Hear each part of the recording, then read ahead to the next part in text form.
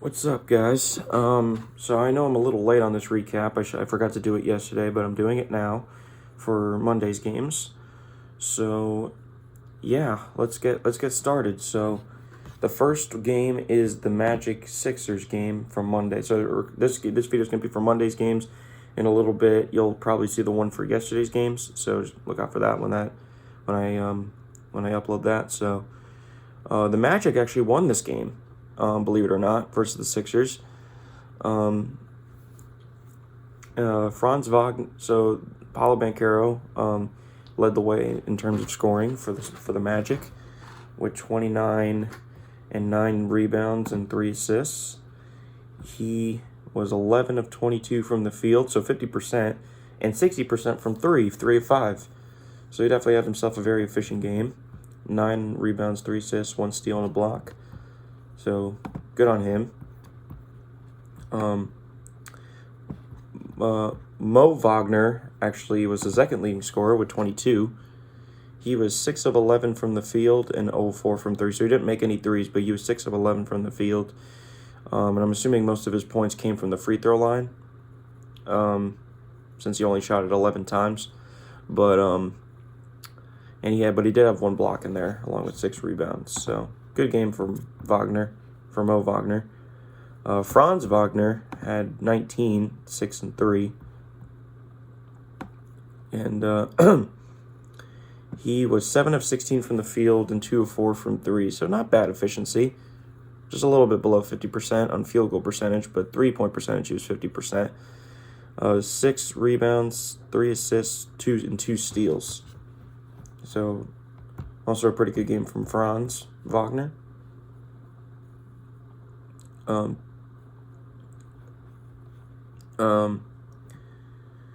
Wendell Carter Jr. had 12 and 9.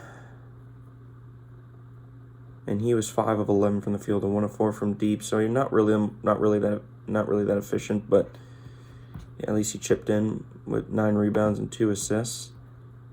And Markelle Fultz had a double-double with 12 rebounds, with 12 points and 10 assists. He wasn't that efficient, however. He was only 4 of 14 from the field, so that's unfortunate. But he did have 10 assists and 4 steals, so he definitely impacted the game in other ways, for sure. And then on the Sixers side of things, Joel Embiid had his usual 30. He had 30, 11, and 5. He was 11 of 20 from the field and 1 of 3 from 3. 11 rebounds, 5 assists, 2 steals, and 2 blocks. So he did what he could. I'm not going to say he had a bad game or they lost this game because of Embiid.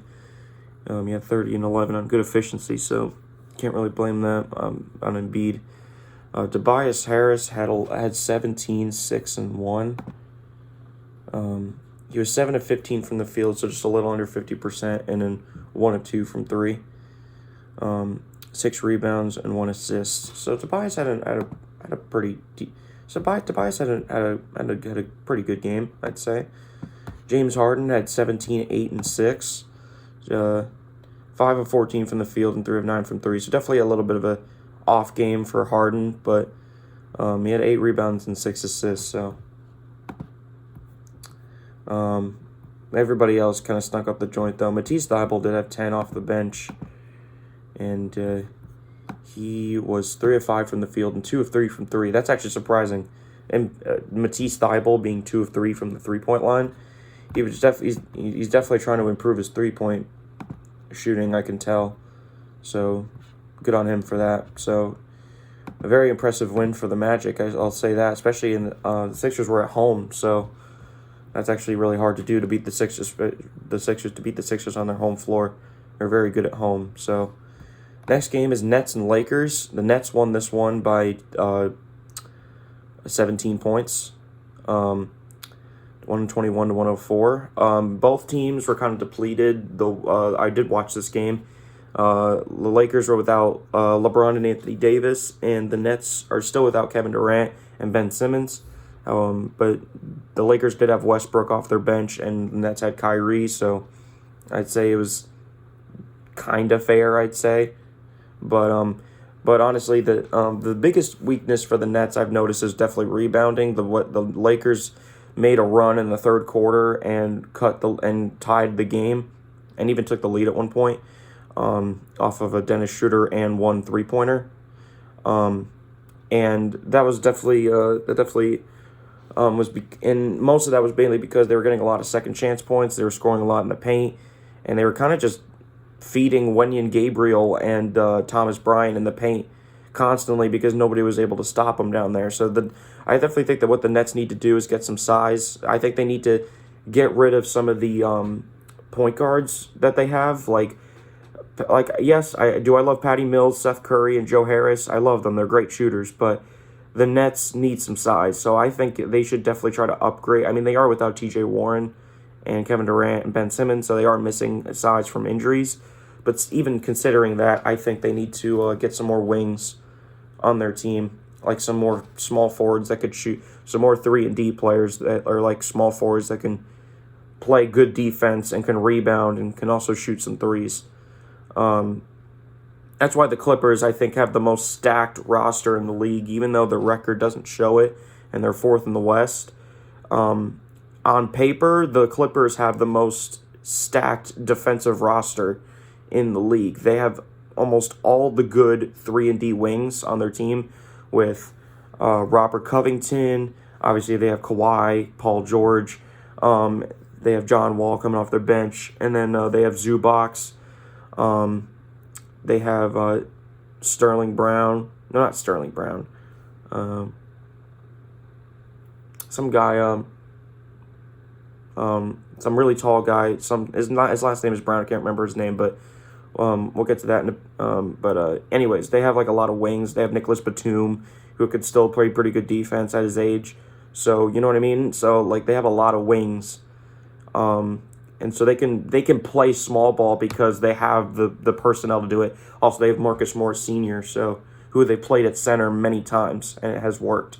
So, and because of their ability to stretch the floor and play decent defense, the small ball for them actually kind of works. While with the Nets, they don't have the personnel to play small ball that well, especially with the injuries. So I definitely think they should try to get more wings on their team. But anyways, let's get to the stats. So start off with the Lakers. Their leading scorer was actually Thomas Bryant with 18 points and 9 rebounds. Like I said, they just kept feeding him in the paint, and it was working. So he was 3 of 3 from wrong game. 7 of 8 from the field, 1 of 2 from 3. So, with 9 rebounds and a block. So, he definitely took advantage of the smaller Brooklyn Nets, without a doubt. A lot of guys scored in double figures on the Lakers, by the way. Russell Westbrook had 17, 8, and 10, so he actually had a double-double, a near triple-double. Off the bench, he was 5 of 15 from the field, so he didn't really shoot it that well. He was 3 of 6 from deep, however, which is, kind of surprising. Westbrook isn't usually known for doing that. So, he was 8. He had 8 rebounds, 10 assists, a steal, and a block. So, he did what he could off the bench. What's it called? Rui Hachimura actually had his first good game of his debut on the Lakers with 16 points. He was 6 of 13 from the field, which isn't great, but not bad either. 1 of 2 from 3, 4 rebounds, 1 assist. So, it's a decent game from Hachimura. I didn't even realize Troy Brown had 17 rebounds. He had 11 points, 17 rebounds, and 4 assists. That's actually crazy for someone his size. So he was definitely getting after it. He was 4 of 8 from the field and 2 of 3 from deep. So he was pretty efficient as well. But 17 rebounds for a guard is actually pretty damn impressive. But again, that shows the lack of size for the Nets, and that they definitely need to get some size because Lonnie Walker should not have that many rebounds. But Lonnie Walker had 13. He was 4 of 9 from the field and 2 of 4 from deep, so he played pretty decently, I'd say, with 1 rebound and 1 block. Wenyen Gabriel also, when he was in the game, they were just constantly feeding him in the paint, and he was taking advantage of it. and he was 5 of 10 from the field, and 0 of 2 from 3, unfortunately. But he was 50% from the field, 4 rebounds. So, he kind of chipped in a little bit. That's really it on the Lakers side. On the Nets side, however, let's see. So obviously Kyrie led the way in scoring like he usually does, 26, 7, and 6. Kyrie Irving had a very good game against the Lakers. He was 7 of 16 from the field and 3 of 7 from deep. So decent efficiency, actually. 7 rebounds, 6 assists, 2 steals, and a block. So, and I know where that one block came in. You like, it was like a fast break, and Kyrie came and swatted it on help. He came with the help defense and swatted someone on the Lakers on a fast break. So I was like, damn, Kyrie got that block. I was watching. I was like, damn, Kyrie got that block. Holy shit. I was actually kind of impressed. He's definitely kind of stepped up his defense a little bit, for sure. Getting all those steals, and occasionally getting a couple blocks. Someone that's Kyrie size is definitely not common, so good for him. I'm glad that he's improving defensively. It'll definitely help the Nets going forward. Patty Mills and Cam Thomas both stepped up huge in this game, both chipping in with 21 points each. Patty Mills against the Lakers was 7 of 12 from the field and 4 of 7 from deep, with 3 assists and 2 steals. So he played a very good game against the Lakers. Very good game. He definitely stepped up huge. They definitely needed some scoring from him. And then Cam Thomas, it was huge in the fourth quarter, taking over. And he was 8 of 13 from the field and 4 of 6 from deep. So he had a big game for sure. And the Nets definitely needed his scoring because, Kyrie can't do everything, So anybody that can next man, you know what they say, next man up mentality. It'd be huge for the Nets if Cam Thomas can do that consistently until Durant comes back and Ben Simmons comes back. So that would definitely be huge for them. Watanabe had 12, and he was 5 of 7 from the field, 1 of 3 from deep. So he didn't really shoot the ball that much, but he did pretty well with 1 rebound and 2 blocks as well. So definitely a good game from him. Royce O'Neal also chipped in with 14, 6, and 3. He was 5 of 10 from the field and 3 of 7 from deep. So very good game from him. He definitely stepped up and he hit some clutch shots in the fourth quarter. So 6 rebounds, 3 assists, 2 steals, and a block. So he also did his thing defensively, as he usually does. So the Nets bench definitely stepped up for sure. Next game is Kings and Timberwolves. This is an overtime win for the Kings. I actually did watch the end of this game. I was actually able to catch the end of this game, and De'Aaron Fox with 32 points, 5 rebounds, and 4 assists. The Kings made all the right plays in overtime. Definitely exposed the Timberwolves defense for sure. They caught them sleeping on a lot of different plays, especially in overtime. And it's crazy because the first time they played the Timberwolves, they lost. So this is kind of like a revenge game, so to speak. He was 13 of 27 from the field and 2 of 4 from 3. 5 rebounds, 4 assists, 2 steals, and a block. So very good game from De'Aaron Fox. Very good game. Malik Monk also stepped up with 19 points. I don't know why the Lakers let this dude go. He said he would take a pay cut to stay with the Lakers, but they still didn't re-sign him. I'm actually surprised they let him go because Malik Monk is doing his thing on Sacramento, and the fact that he was supposed to make his first playoff appearance with the Lakers last year and they didn't make the playoffs, and this year the Kings are looking like they might make their first playoff appearance since 2006. So he's about to make his playoff debut on a team that is making their first playoff appearance since 2006. That's actually fucking hilarious. I think that's hilarious because the Lakers definitely have more star power than the Kings do. But the Kings as a collective team just play better. Plus, they're better defensively. They're better at three-point shooting, and they just come up better in the clutch. They know how to win overtime games. While the Lakers, every time the Lakers go into overtime, they always lose it. Well, with an exception of last night's game against the Knicks. But yeah, the Lakers seem to struggle in overtime this year, with a couple of exceptions. But anyways, Against the Timberwolves 2 nights ago, he was 9 of 14 from the field and 0 of 2 from three. So he didn't make any threes, but he was 9 of 14 from the field, so very efficient. 2 rebounds, 5 assists, and 3 steals. Very good game from him. What's it called? Domantas Sabonis unfortunately did foul out in overtime, but thankfully the Kings, in his absence with Trey Lyles, actually stepped up in overtime. And, they were able to win this game without him being there the last couple of minutes. And he had 17 points on 7 of 10 shooting, 13 rebounds, 1 assist, 1 steal, and 2 blocks. So, I could definitely see Sabonis being an all-star again. Again, I don't think the NBA has come out with the all-star reserves list yet.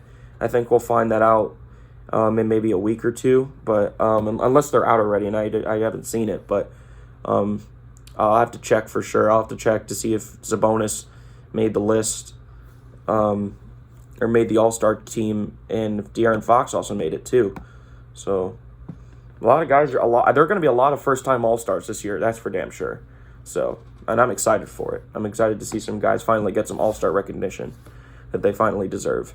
But yeah, Trey Lyles with a big 11 points. A big 11 points. But pretty much most of those points came in the overtime period, and they were clutch shots. He made some clutch shots. He had a clutch corner 3. De'Aaron Fox was able to find him in the paint, which sealed the game. And he was 4 of 6, 1 of 2 from the field, or 1 of 2 from 3, 4 of 6 from the field. So even though he didn't play that much, he only played 16 minutes. When Sabonis went out, he definitely stepped up in the overtime period. So good for him. And Keegan Murray also chipped in with 13 and 13, double-double for him. He definitely hasn't been the flashiest rookie out of this rookie class, but he's definitely been a good three-point shooter, actually, for them. He was 5 of 12 from the field and 3 of 8 from 3, so he didn't really shoot it that well, but decent game nonetheless. And on the Timberwolves side of things, Anthony Edwards and De'Aaron Fox were going back and forth, trading buckets. Anthony Edwards had 33 points, 8 rebounds, and 5 assists. And he was 14 of 27 from the field, so a very efficient game from De'Aaron Fox. And was 4 of 11 from deep, which is not great three-point shooting, but he was 14 of 27 from the field, so pretty good. 8 rebounds, 5 assists, 2 steals, and 2 blocks. I mean, Anthony Edwards really did all he could, but his teammates really just didn't step up in overtime. Rudy Gobert had 19 and 14. Against the Kings, he was 7 of 9 from the field with 14 rebounds, 1 assist, and 1 steal. He's definitely having a down year, Rudy Gobert is, for sure. He's definitely not the same guy he was in Utah. I don't know if he's just having issues fitting with this roster. I have no idea, but I guess we'll have to see going forward if he maybe gets better, or maybe even next season if he's still on the team, maybe they can try to make it work a little bit better. Maybe they can get some pieces that fit him better, and maybe just better shooters. And I don't know.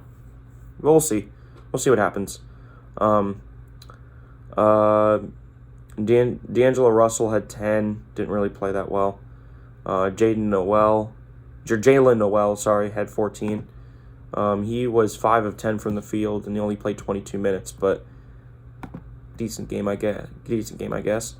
But yeah, it's just Anthony Edwards really was the only one that really contributed to the Timberwolves in a big way. So. All right, next game is Wizards and Washington Wizards and Spurs. Wizards won this game by 21 points, 127 to 106. The leading scorer was Bradley. Actually, no, it wasn't Bradley Beal. It was actually Donny Avdija. Donny Avdija chipped in with 25 points and 9 rebounds. He was, very efficient. 10 of 12 from the field. It's over 80%, and 2 of 2 from 3. Wow, so he really shot it well. And he was 9. He had 9 rebounds, 1 assist, 1 steal, and a block. So yeah, very good game from Hachimura. or not Hachimura, goddamn, Denny Avia, sorry. Bradley Beal had 21 points, 7 rebounds, and 7 assists. He was 8 of 14 from the field and 3 of 6 from 3, so he definitely had a much more efficient game than he's had the past couple of games, but he had 7 rebounds and 7 assists as well, so he was also dropping some dimes for his teammates with 2 blocks as well. So, very good game for Bradley Beal. Kristaps Porzingis had 17, 9, and 7. Near triple-double, actually. 7 of 13 from the field, so that's over 50% from the field. 1 of 3 from 3. 9 rebounds, 7 assists, 3 steals, and 5 blocks. Wow, so he really got it done defensively. Holy crap. Okay. Wow. Kyle Kuzma had 16, 6, and 3. He was 5 of 11 from the field and 1 of 3 from deep, so a little less than 50% on field goals, but not bad. And 6 rebounds and 3 assists, so decent game from Kuzma. And Corey Kispert had 14 points on 5 of 11 shooting and 4 of 7 from deep. So decent efficiency, I'd say. So, and Kendrick Nunn actually tipped in with 12. I keep forgetting Kendrick Nunn was in that trade. And he was 5 of 11 from the field and 1 of 3 from 3. So, yeah. And then on the Spurs side, Keldon Johnson once again leads the way. I think, like I said, I think Keldon Johnson's the best player on the team at this point. We'll see if they win the lottery and get Wembanyama, but for now, he's definitely the best on the team. Ever since DeJounte Murray left, DeJounte Murray was traded. He's definitely leveled up his game. 12 of 21 from the field, and 2 of 7 from 3. So pretty good efficiency actually. 4 rebounds, 4 assists, and 2 steals. So pretty good game from Keldon Johnson. Jeremy Shohan had 17 points. He was 7 of 13 from the field, 1 of 3 from deep, 2 rebounds, 5 assists. So, decent game, pretty good a game actually from him. So, Zach Collins actually chipped in with 16 and 11. Zach Collins is definitely one of those forgotten players that, he was pretty good on the Blazers, but since he's on a rebuilding Spurs team, nobody really remembers him anymore. So, he's 6 of 10 from the field and 1 of 2 from 3, and with 11 rebounds and 2 blocks as well. So, decent game from Zach Collins. Stanley Johnson at 10. But outside of those 4, nobody else scored in double figures. And he was 4 of 6 from the field. 0 of 1 from 3, but a 4 of 6 from the field, 2 rebounds, 2 assists, and a steal. So, decent game from him. But yeah, just utter domination by the Wizards pretty much. Next game is Warriors-Thunder. Warriors won this by 8. It's actually a closer game than I thought. I didn't think that the Thunder were going to hang in there with the Warriors. But, yeah, the Warriors are definitely very lucky that the West is as close as it is, because I don't think they would even have a play-in spot right now if the West, if there were 4 teams that were just dominating everybody in the West. You know what I mean? They would definitely have they would only be in the play-in. They would only be 9th or 10th in the West. They're very lucky that the West is as wide open as it is. You know what I mean? Because the Thunder is a team that they should obliterate, if I'm being honest. I love the Thunder have definitely improved. They're 24 and 26. So they've definitely gotten better since last year. So they're definitely not the worst team in the West anymore. But still, the Warriors should definitely beat them by more than 8. But again, it is what it is. A win is a win, I guess.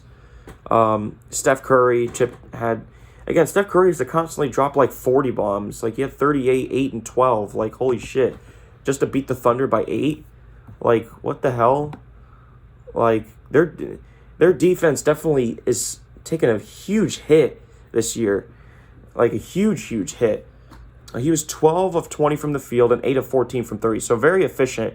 He was definitely on fire against the Thunder, but with 8 rebounds and 12 assists and a block, actually. Is Steph Curry with a block? What the fuck?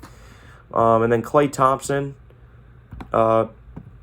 chipped in with 28, 7 and 3. He was 10 of 21 from the field and 6 of 14 from 3. He definitely hasn't been shooting it. Like, he's not nearly as efficient as he once was. And again, not terrible efficiency, but definitely not as good as he used to be. For sure. I've definitely noticed a huge drop-off in Klay Thompson's shooting splits. Yeah. Again, he hasn't been bad. It's just definitely not the same. Andrew Wiggins had 15. He was 7 of 13 from the field and 1 of 4 from deep, so decent efficiency from Wiggins. And then Poole had 15. Poole was 4 of 12 from the field and 2 of 6 from deep. He's definitely not having nearly as good of a season as he had last year, but you know, it is what it is, I guess.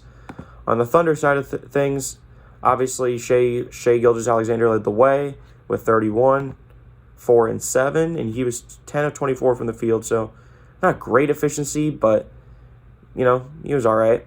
1 of 2 from 3, 4 rebounds, 7 assists, and 3 blocks. So he definitely did all he could against Golden State. Josh Giddey, though, had 21, 8 and 6. So, and he was 9 of 18 from the field and 1 of 3 from 3. So, with 3 steals as well. So, pretty good game from Giddey. Jalen Williams also had 19. He was 8 of 14 from the field. So, pretty good game from him. And Jalen Williams had 12, and Isaiah Joe had 10. But yeah. Yeah, it's just the Warriors were a little bit better, to say the least. Next game is Mavericks and Pistons. Mavericks won this one by 6. Surprised that the Mavericks only won that by 6, but whatever. On the Pistons side of things, Bojan Bogdanovic led the way in scoring with 29. He was 10 of 15 from the field and 4 of 7 from 3, so he definitely stepped up huge. Again, there's a lot of the only reason he's on the Pistons is because he was looking for a bag and the Pistons were willing to give it to him. Probably just to get maybe become a little more relevant. I don't know. I have no idea why they even got him in the first place. But a lot of teams are interested. A lot of contending teams are interested in Bogdanovic.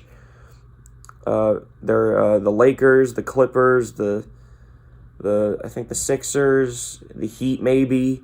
I can't remember, but I know the Clippers and Lakers are interested in picking him up. I actually think he would go great in Sacramento. With their already great 3-point shooting, just add another great 3-point shooter to that team. Whoops, sorry, I clicked out of the fucking thing. All right, there we go. Saddiq Bey had 18 points. He was 5 of 15 from the field and 5 of 11 from 3, so definitely was not efficient at all. But he did have 3 steals, so I'll give him credit that he was doing stuff defensively. And Jaden Ivey was the only other guy in the Pistons to score in double figures. He was 14 points, 5 of 8 from the field, 2 rebounds, and 3 assists. So, and then on the Mavericks side of things, Jesus Christ, Luka. Okay, so the fact that Luka had 53 points. Jesus Christ, I didn't even know he did. 53, 8, and 5. My God, Luka. I mean, Jesus Christ. I'm pretty sure he's second in the MVP voting right now, and rightfully so, because Jesus Christ. 17 of 24 from the field. That is impressive. 53 points on that kind of shooting splits is very impressive. You know what I'm saying? He's just a one-man wrecking crew out there. 5 of 11 from the field. 8 rebounds, 5 assists, and 2 steals. Wow, so he really just did everything for the Mavericks. Because the only other guy to score in double figures was Spencer Dinwiddie, and he had 12. So, wow. So, he literally did everything. And Dinwiddie didn't even shoot it that well. He was 5 of 16 from the field, 0 of 6 from 3. 3 rebounds and 2 assists. So, wow. Man, get Luka some damn help, bro. He should not have to drop a 50 bomb just to beat the Pistons. That's crazy.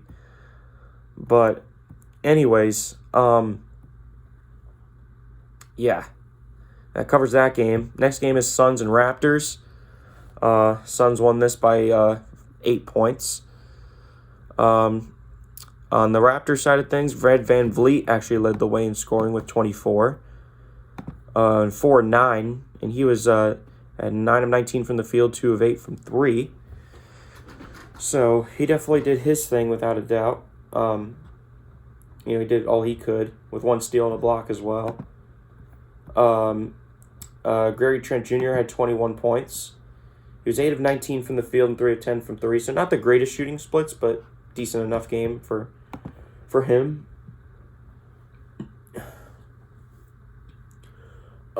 And then Pascal Siakam had 19, and he was 7 of 17 from the field. So not the greatest shooting splits, but not bad either.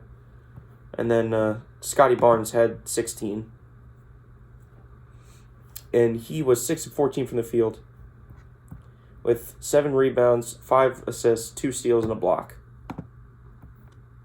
And then Precious Achiuwa chipped in with 11 and 12 rebounds. So he had a double-double. 5 of 9 from the field with 12 rebounds, 1 assist, a steal, and a block. So decent game from him. And then on the Suns side of things, Mikal Bridges led the way in scoring with 29. He was 12 of 19 from the field and 3 of 4 from deep. So he definitely had a very efficient game.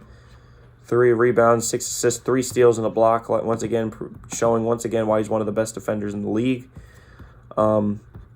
DeAndre Ayton had 22 and 13. 9 of 17 from the field. So definitely not as efficient as I thought, but 13 rebounds and 2 assists. So decent game from Ayton. Pretty good game from Ayton, actually. Chris Paul had 19, 4, and 9. CP3, 5 of 11 from the field, 4 of 7 from deep. So pretty good efficiency, actually, from Chris Paul. 4 rebounds, 9 assists, and 2 blocks. 2 blocks from Chris Paul. Jesus. And then Damian Lee and Dario Saric off the bench both had 11 points each. Damian Lee shot 4 of 9 from the field and 2 of 6 from 3. And Dario Saric was 4 of 6 from the field, 0 of 1 from 3. So both shot the ball decently. But yeah, just good all-around team effort from Phoenix. And then finally is Trailblazers Hawks. So we'll start with the Hawks. DeJounte Murray had a 40-piece. He was 8 of 7 from the field. Not 8 of 7. Jesus Christ. He had 8 rebounds and 7 assists. My bad. He was 13 of 26 from the field, so 50%. 40 points on 50% field goal percentage is pretty good. 5 of 8 from 3 as well. The guy he was an all-star last year as well, so totally forgot he made the all-star team last year. 8 rebounds, 7 assists, and 2 steals. So a very good game from DeJounte Murray. Bogdan Bogdanovic. So Trae Young didn't even play. So Bogdan Bogdanovic had 23 points on 7 of 16 shooting. So just a little under 50%, but for 4 of 10 from 3, so 40% from 3.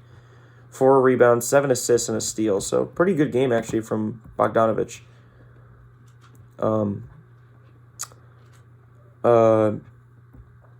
And then John Collins had 16. He was 7 of 12 from the field, 6 rebounds and 3 assists. So decent game from John Collins. And A.J. Griffin had 13 points on 4 of 8 shooting and 3 of 4 from 3. So definitely shot it well. And on the Trailblazers side of things, Damian Lillard had a 42-piece. He had 42 points, 2 rebounds, and 6 assists.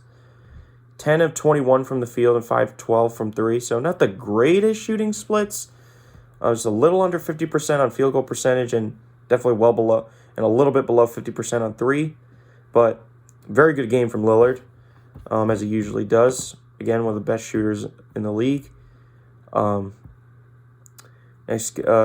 Grant also chipped in with 22. He was 8 of 17 from the field and 4 of 9 from 3 with 2 blocks as well. So pretty good game from Jeremy Grant as well. And Anthony Simons had 21 as well. 8 of 12 from the field and 5 of 8 from 3. So very efficient game from Anthony Simons. So yeah, very close game actually.